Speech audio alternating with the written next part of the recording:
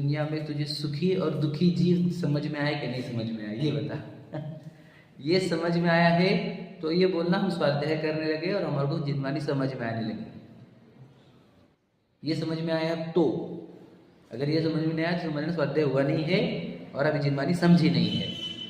तुझे सुखी जीव और दुखी जीव पहचानते आते कि तुझे तेरे ज्ञान में इतनी समझदारी आई है क्या कि तू सुखी और दुखी जीव समझ सकता है? यदि तू अभी भी दुखी जीवों को सुखी समझ रहा है, जान रहा है, मान रहा है, तो तेरे अभी ज्ञान की बहुत बड़ी कमतरता है।